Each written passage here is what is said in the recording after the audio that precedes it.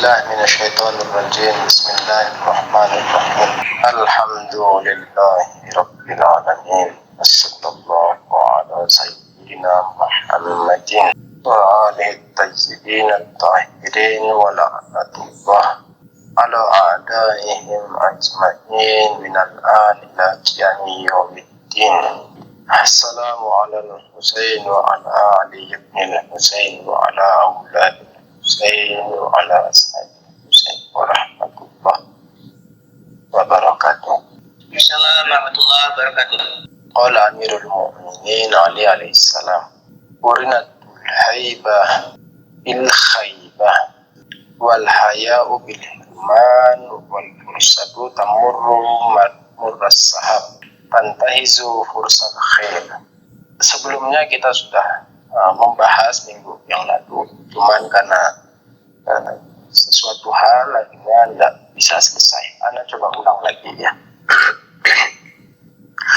Qurinatil haibatu bil khaibah. Haibah yakni apa? Haibah itu rasa takut, namun bukan sembarang rasa takut. Haibah itu adalah rasa takut yang didasari karena kebesaran dan keagungan serta kemuliaan sesuatu yang dimiliki oleh orang lain. Contoh misalnya Pak Adi Sadewo adalah orang yang besar, maksudnya bukan besar badan, bukan.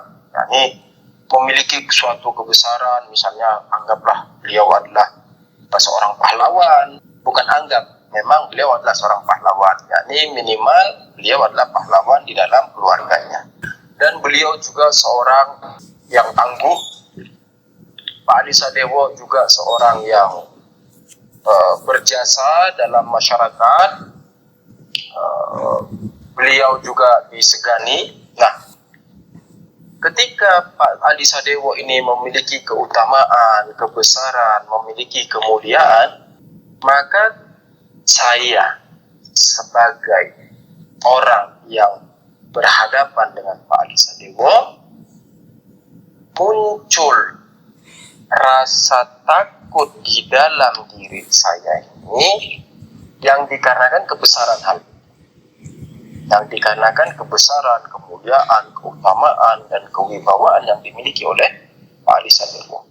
Ini juga biasa terjadi, misalnya mungkin antum juga sering mendengar seseorang yang bertemu dengan Imam Khomeini, Qudisa Sirruh, atau bertemu dengan rahbar Imam Ali Khamenei Hafizahullah. Mereka mengatakan Imam Ali Khamenei atau Imam Khomeini memiliki sesuatu wibawa atau pembawaan atau karakter yang membuat orang terhenyak dan merasa takut di hadapannya. Nah, ini yang disebut dengan haibah.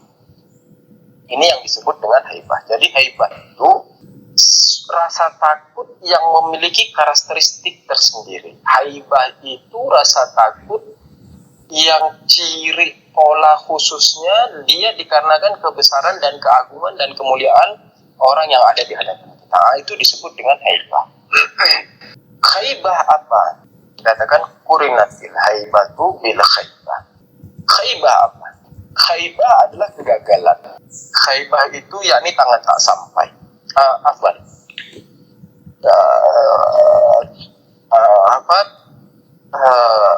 Kalau tangan tak sampai itu hirman ya. Iya, kegagalan. Haibah itu yakni gagal atau tidak selesai atau tidak mendapatkan sesuatunya. Nah, itu disebut dengan haibah. Dikatakan orang yang memiliki rasa takut, yakni haibah tadi itu. Haibah ini selalu beserta dan selalu bersama dengan kegagalan. Qurinatil haibatu bil haibah. Rasa takut dikarenakan kemuliaan, keagungan, kebesaran itu selalu bersama dan disertai dengan kegagalan. Ini apa maksudnya nanti? Jadi ini baru nerjemahin, nanti maksudnya apa? Yang kedua, wal haya'u bil hirman.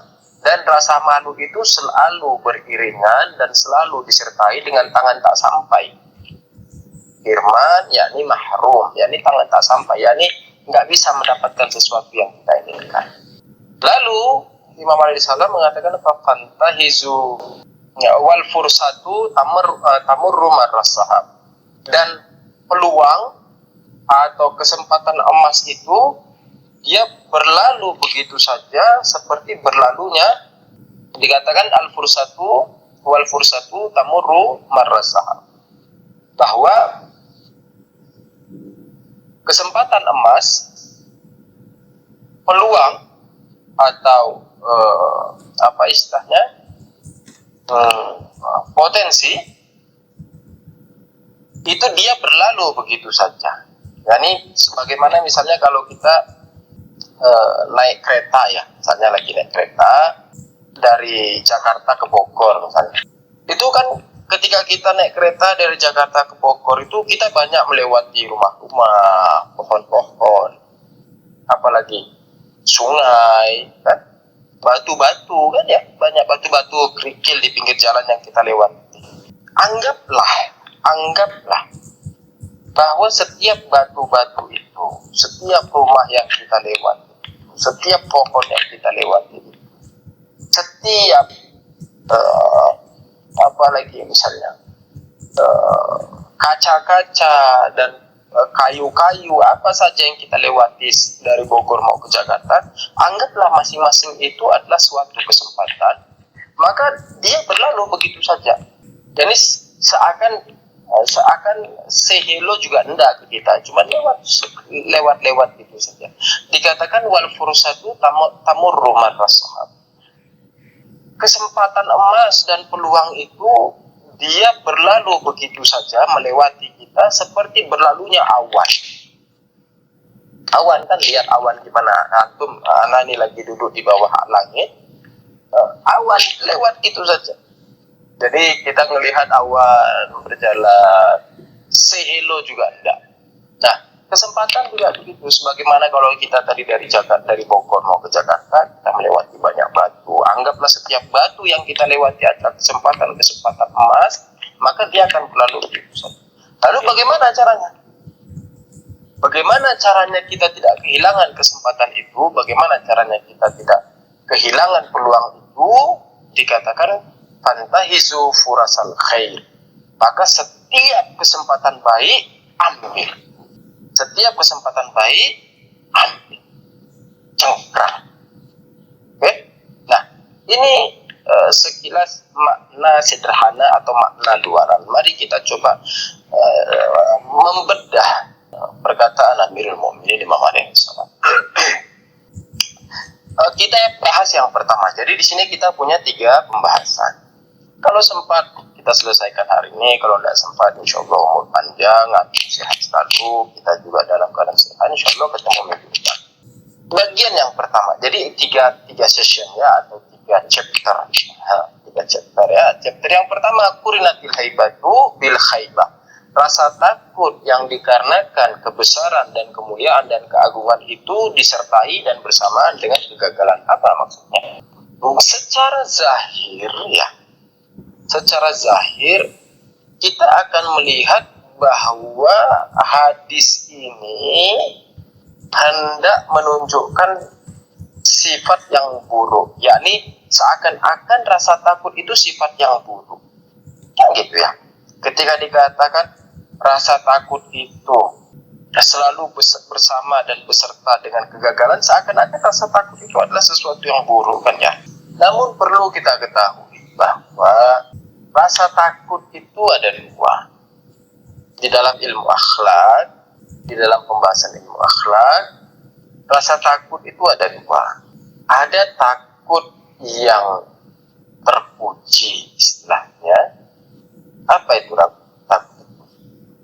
Rasa takut terpuji adalah rasa takut yang jika dimiliki oleh seseorang, maka seseorang itu akan menjadi orang yang mulia, akan menjadi orang yang terpuji. Dan ada pula rasa takut yang tidak terpuji, atau istilahnya rasa takut yang tercela. Apa itu rasa takut tercela? Rasa takut tercela adalah rasa takut yang jika dimiliki dan disifati oleh seseorang, maka seseorang itu akan menjadi orang yang tercela atau orang yang dicelakan oleh orang lain.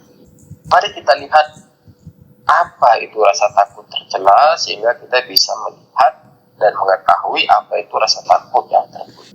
Salah satu rasa takut yang tercela minggu lalu kita sudah bahas. Salah satu rasa takut yang tercela itu apa?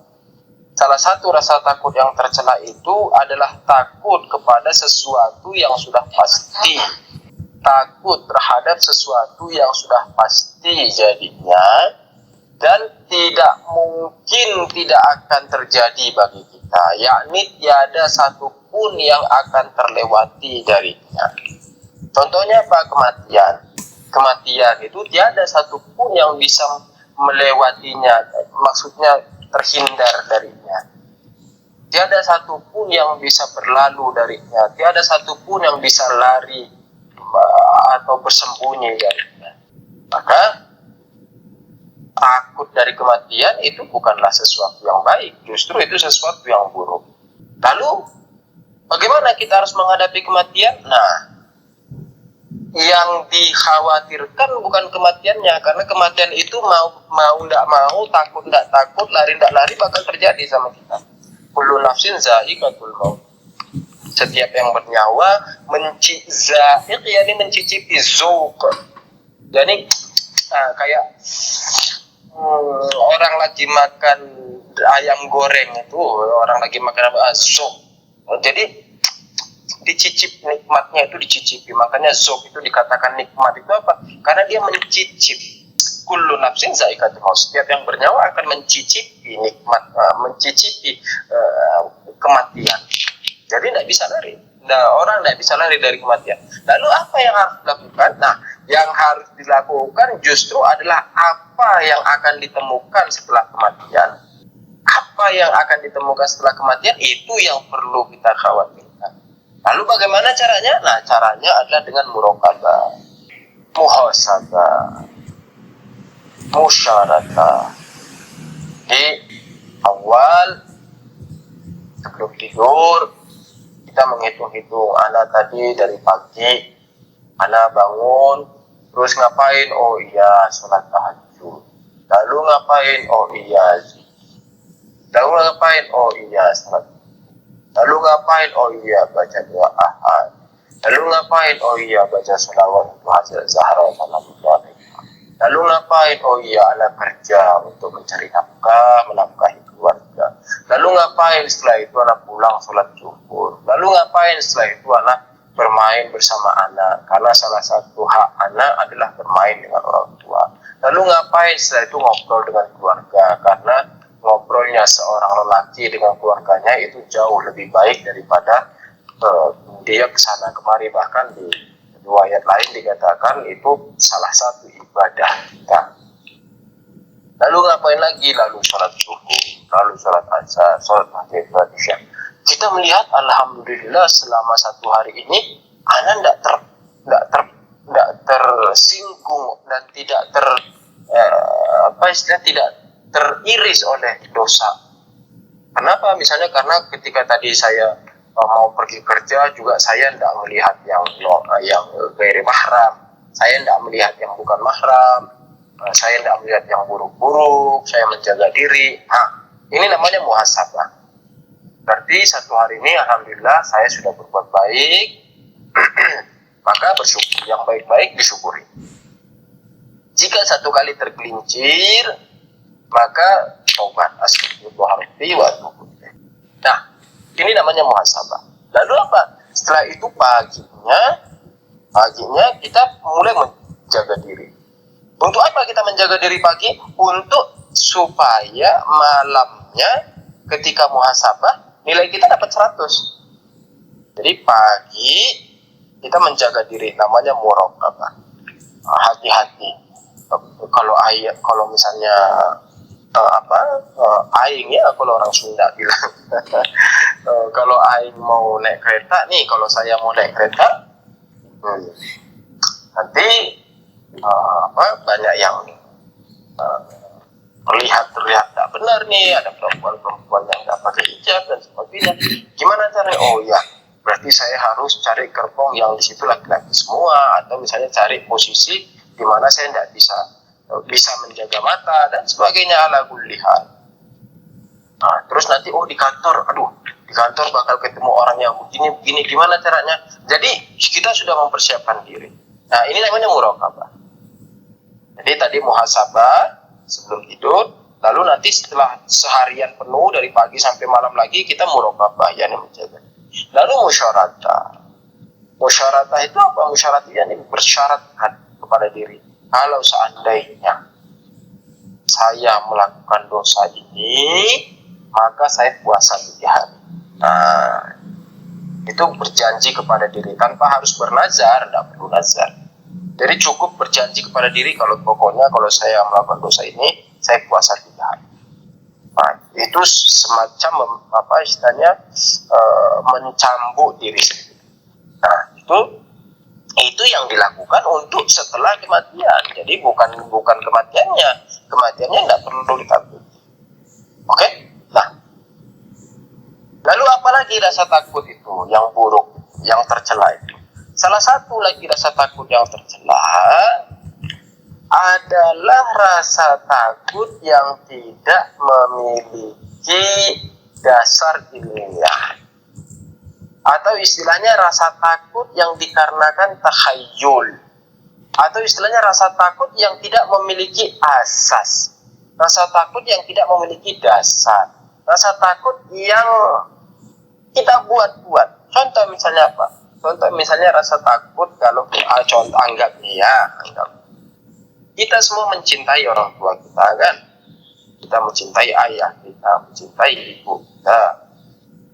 Lalu bagaimana ketika naudzubillah, ketika mereka misalnya meninggal,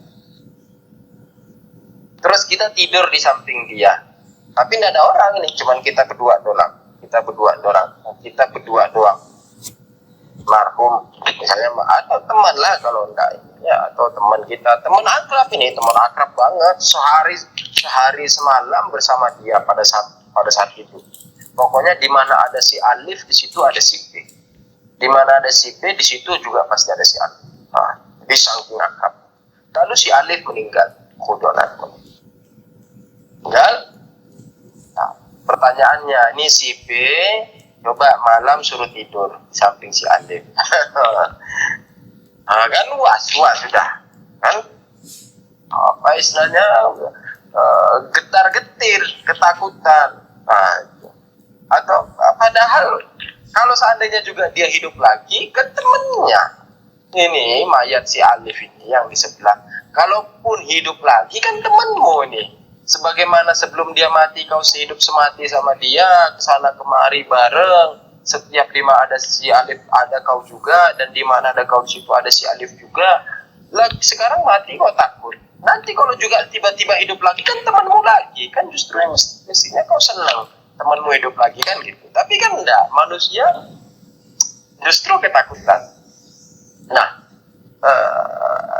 takut ini dikatakan takut ini adalah takut yang dikarenakan sesuatu yang tidak berdasar, jadi tidak akli. Nah, melainkan hanya karena takhayyul, yakni ciptaan akal. Jadi akal membuat sedemikian rupa, semakin akal bekerja semakin kita takut. Akal mulai membuat, wah dia nanti jadi genderuwo, dia jadi Dracula, dia jadi Hulk, dia jadi Fulan, jadi Superman. Alhasil jadi monster semut, monster apalagi misalnya monster tikus, monster keong. Kita jadi gelagapan sendiri. Nah, terus mikirin, wah ini nanti tiba-tiba terus tangannya nyekek saya gimana. Loh, kalau nyekek tinggal tegur, Alif, ada ini temanmu si B kok cekek. Nah, kan gitu misalnya. Nah, aku lihat. Lalu gimana caranya menyelesaikan penyakit ini? Mullah Ahmad Marwaki dalam Jami' Sahadat. Jadi pembahasan ini sebenarnya pembahasan ilmu akhlak. Beliau meringkasnya di dalam kitab Jami'us Sa'adah. Dalam kitab Jami'us Sa'adah, beliau bilang cara menyelesaikan penyakit yang begini ini gampang. Terus gimana caranya? Suruh tidur di samping orang yang mati. Nah, jadi semakin takut, semakin mati, istilahnya semakin diajar. Suruh ngadepin orang mati. Ini orang mati ini, kamu duduk di sini 1 jam, 2 jam, 3 jam, bila perlu sampai tidur, sampai dia yakin, oh iya, di sini juga tidak terjadi apa-apa, dia nggak bangkit juga, orang udah mati, walaupun hidup lagi teman saya kan. Jadi sampai dia menyadari, yakni sampai dia mampu membunuh rasa takutnya itu, mengalahkan rasa takutnya itu. Nah, oke. Jadi ini sebagian dari rasa takut yang tercela. Haibah juga salah satu rasa takut yang tercela untuk saat ini, Haibah yang di sini juga salah satunya merupakan rasa takut yang tercela. Kenapa? Karena contoh misalnya gini, saya memiliki kemampuan dalam bidang komputer misalnya, jago komputer, hacker, walhasil jagolah buat tidak perlu harus hacker ya, buat program-program, buat database, atau buat animasi, atau buat presentasi, PowerPoint, walhasil saya mahir komputer. Pak Ali Sadewo juga mahir komputer. Pak Ali Sadewo juga jago komputer, jago banget. Terus Pak Ali Sadewo pernah memenangkan juara raja komputer dunia. Nah, lalu satu kali saya bisa nih. Tapi ketika berhadapan-hadapan dengan Pak Ali Sadewo, padahal misalnya komputernya itu sederhana banget, misalnya cuma disuruh buat animasi apa gitu. Lalu karena berhadapan-hadapan dengan Pak Ali Sadewo, saya timbul rasa takut dan sebagainya. Akhirnya apa? Akhirnya membuat saya tidak berani melakukan hal itu. Yang padahal itu misalnya saya kerjakan hari-hari saya ngerjain itu misalnya. Hari-harinya Yusuf ngerjain yang ditugaskan itu. Tapi karena di depan Pak Ali Sadewo, Yusufnya tidak berani. Kenapa tidak berani? Karena Pak Ali Sadewo juara 1 komputer dunia, raja komputer. Nah, karena si Yusufnya tidak berani, akhirnya gagal dalam session itu. Ini salah satu contoh. Kan berarti rasa takutnya tercela. Mestinya Yusuf, kenapa kamu harus takut? Ya Pak Ali Sadewo, dia raja komputer dunia, Tapi kamu sekarang punya bidang ini, yakni kamu mampu kan? Ketika kamu mampu, kenapa kamu harus segen-segenan istilahnya? Laksanain saja. Kalaupun kamu salah, keliru, nanti kan Pak Ali Sadewo akan menegur kamu, Yusuf ini salah, di sini perbaiki, atau di sini kurang sempurna, coba gini kan. Jadi tidak perlu harus takut. Makanya dikatakan ketakutan itu bersamaan dan beriringan dengan kegagalan. Jadi ketika kita mampu, artinya begini, ketika itu di dalam lingkup kemampuan kita dan kita yakin kita bisa menyelesaikannya, dan itu masih dalam lingkup kemampuan kita, selesaikan. Bismillah, maju. Tidak perlu takut. Ini satu. Namun ada makna lain. Nah, ini yang saya bilang tadi, bahwa secara zahir hadis ini menunjukkan bahwa haibah adalah rasa takut yang tercela. Namun ada makna lain yang kita bisa ambil, bahwa haibah di sini juga bisa bermakna haibah yang baik, yakni rasa takut yang baik. Gimana caranya? Begini kita memaknainya. Ketika dikatakan bahwa rasa takut itu beriringan dengan kegagalan, ini bisa dua makna. Yang pertama, rasa takut beriringan dengan kegagalan dalam hal kebaikan. Namun di makna yang lain, rasa takut selalu beriringan dengan kegagalan dalam keburukan. Berarti ada dua makna. Yang pertama tadi kita sudah kasih contoh. Misalnya saya mampu dalam melaksanakan buat PowerPoint, atau buat presentasi, atau buat animasi, dan itu saya lakukan sehari-hari bekerja. Seperti Anda makan setiap hari, saya juga melakukannya, membuat animasi itu sehari-hari begitu. Ya, ini sangat gampang. Tetapi karena di hadapan Pak Ali Sadewo saya jadi takut, akhirnya saya gagal di situ. Ini kan buruk. Tapi ada makna lain. Coba kita menilik hadis ini dengan makna lain, bahwa ini juga bisa dimaknai dengan sesuatu, bahwa haibah itu adalah makna yang baik, bukan makna yang buruk. Gimana caranya? Contoh misalnya gini. Kita mau berbuat dosa nih. Udah nauzubillah ya, nauzubillah. 2-3 orang sudah bersekongkol. Ayo kita misalnya mau nyopet, mau maling rumah Pak Ali Sadewo. 2-3 orang, 1, 2, 3 orang sudah bersekongkol, bersepakat mau mencuri atau mau memaling rumah Pak Ali Sadewo. Lalu karena Pak Ali Sadewo ini orang soleh, Pak Haji, terus disegani, terus memiliki kewibawaan, arif, alim. Pas mereka mau nyuri, Pak Ali Sadewo-nya lewat aja gitu. Jadi enggak bertatapan. Pak Ali Sadewo cuma lewat, lalu mereka melihat Pak Ali Sadewo, langsung timbul rasa haibah tadi. Yani Pak Ali Sadewo ini orang arif, alim, gini. Masa iya kita mau nyuri rumahnya? Artinya apa? Artinya haibah ini, yakni rasa takut ini juga timbul dikarenakan kemuliaan Pak Ali Sadewo, akhirnya membuat saya gagal dalam berbuat dosa. Berarti haibah ini bisa dua makna. Hadis ini, yakni qurinatil haibatu bil khaibah, bisa kita maknai dengan dua hal. Di satu sisi seperti dua mata pisau. Di satu sisi dia bermakna baik, di satu sisi dia bermakna buruk. Oke? Contoh lagi misalnya begini. Atau hadis dari Imam Husain alaihissalam.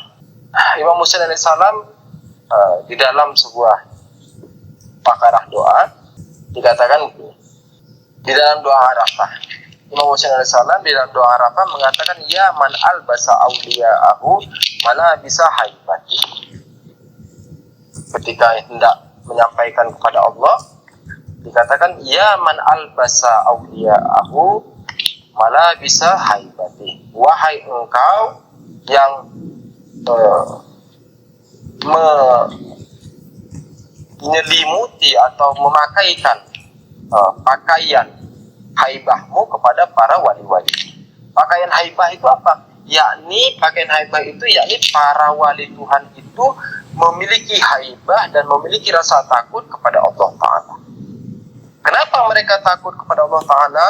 Kenapa mereka para wali Tuhan ini kenapa memiliki haibah kepada Allah Ta'ala? Karena Allah Ta'ala memiliki keagungan dan kebesaran. Makanya Imam Husain alaihissalam mengatakan, ya man albasa awliya'ahu malah bisa haibati. Wahai engkau yang memakaikan, yang membajukan pakaian haibat dan pakaian ketakutanmu kepada para aulia, yakni menjadikan para nabi itu takut kepada Allah. Sebagaimana ayat suci Al-Quran juga mengatakan Bagaimana ayat suci Al-Quran juga mengatakan, innama yakhshallaha min ibadihil ulama'u, bahwa sesungguhnya yang takut kepada Allah Ta'ala dari hamba-hambanya hanyalah para ulama. Ulama yakni wali. Maka di sini haibah ini bisa dua makna, yakni bisa bermakna rasa takut yang baik dan juga bisa bermakna rasa takut yang baik. Oke, saya akhiri. Bila taufiq wal hidayah. Assalamualaikum warahmatullahi wabarakatuh. Ini malam Jumat, para saudara kita, keluarga kita, sahabat kita, guru-guru kita, wali-wali kita menunggu oleh-oleh dari kita, menunggu hadiah dari kita, menunggu kiriman dari kita.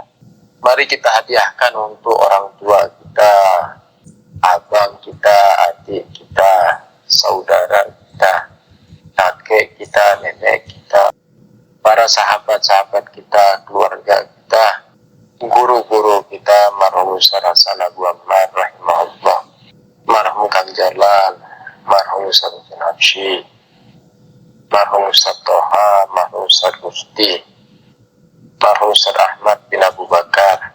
Marhum Ustaz Ahmad bin Abu Bakar ini mungkin Anda sering menyebut tapi antum tidak kenal. Marhum Ustaz Ahmad bin Abu Bakar ini salah satu ulama dari kota Toli-Toli di Sulawesi Tengah. Ana seumur hidup hanya bertemu sekali dengan beliau, kurang lebih 3 atau 4 hari hari sebelum beliau meninggal. Waktu itu anak baru-baru masuk Syiah, baru mengenal Syiah, baru sekitar seminggu mengenal Syiah. Terus ada teman yang bilang ada tokoh Syiah lagi sakit di rumah sakit, lagi sakit parah. Akhirnya anak ke rumah sakit bersama teman itu dan ketemu sama beliau. Sampai sekarang masih jelas banget.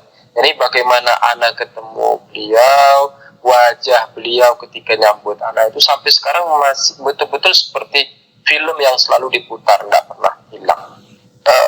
Beliau dulunya adalah ulama Muhammadiyah, tokoh Muhammadiyah ya, bukan Muhammadiyah sih, tokoh Persis. Jadi tulen, yakni kuat banget, lalu masuk Syiah. Beliau punya masjid di depan rumahnya dan sebagai pendiri masjid itu juga, sebagai imam tetap di masjid itu juga. Lalu setelah menjadi Syiah, beliau dikeluarkan dari masjidnya sendiri. Baru Ustaz Ahmad bin Abu Bakar. Beliau dikuburkan di kota Palu. Jadi dulu sewaktu di kota Palu, Ana sering banget ziarah beliau sampai bisa dikatakan Ana meyakini beliau itu adalah salah satu walinya kota Palu.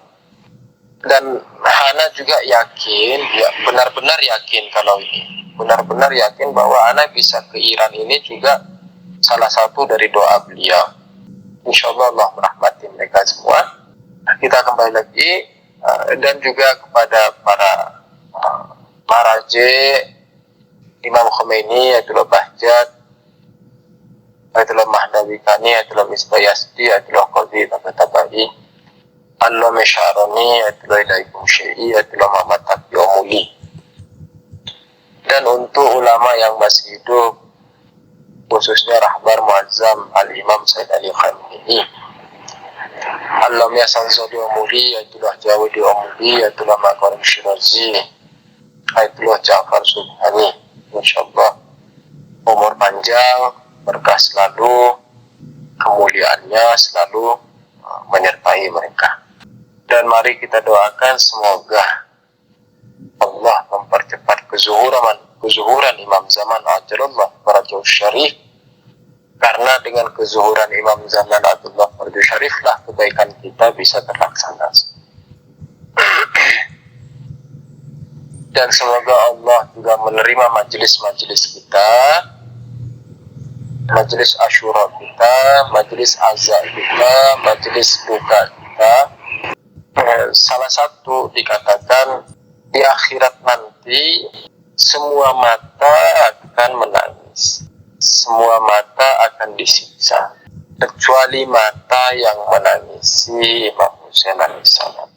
Semoga mata kita ini sebagai jaminan nanti bahwa kita pernah menangisi Imam Husain alaihissalam dan bersedih atas musibahnya, dan tidak termasuk orang yang ridho dan orang yang membantu terhadap pembunuhan beliau. Karena salah satu fungsi menangis itu sebenarnya menunjukkan bahwa kita bersedih. Jadi mungkin nanti kita akan bahas di masa lain. Ini sekedar tabarukan saja malam Jumat, karena malam Jumat juga malam khusus bagi Sayyidul Syuhada Imam Husain alaihissalam. Sebenarnya nangis itu banyak faedah, khusus nangis untuk Imam Husain alaihissalam ini banyak faedah. Salah satunya adalah menunjukkan bahwa kita bersedih. Makanya ada hadis dikatakan tabaka yakni berpura-pura menangis. Kalau kamu tidak bisa menangis itu berpura-pura lah menangis. Jadi sampai digituin, kamu tidak bisa, kalau bisa nangis, nangis. Kalau tidak bisa fatabaka, yakni berpura-pura untuk menangis. Kenapa? Karena menangis untuk menunjukkan ekspresi bahwa kita bersedih. Lalu kenapa kita harus menunjukkan ekspresi kalau kita sedih? Kan itu pertanyaannya. Kenapa kita harus menunjukkan kepada orang kalau kita sedih, kalau kita lagi berduka? Kenapa?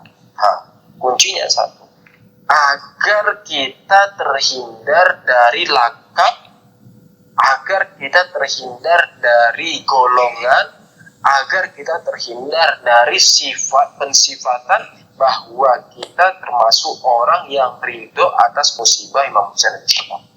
Di satu sisi, di sebelah sana, itu ada golongan orang-orang yang ridho terhadap musibah Imam Husain alaihissalam. Orang-orang yang senang, yang bahagia terhadap musibah Imam Husain alaihissalam.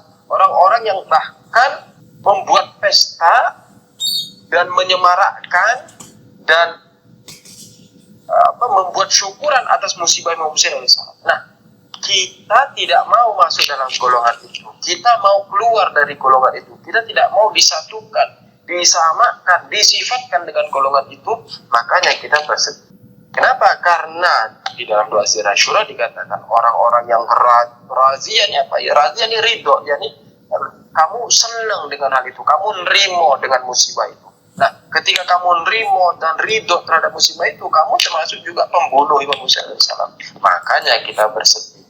Makanya kita menangis. Jadi menangis itu sebenarnya ekspresi untuk menunjukkan kesedihan. Sehingga apa? Sehingga kita tidak masuk dalam golongan yang sebelah sana. Orang-orang yang ridho terhadap musibah Husain alaihissalam. Orang-orang yang bahagia terhadap musibah Husain alaihissalam. Semoga amalan-amalan kita semua diterima. Majelis musibah dan majelis azza dan majelis duka kita diterima. Kita kirimkan Al-Fatihah ma'as salawat. Sehat semuanya ya.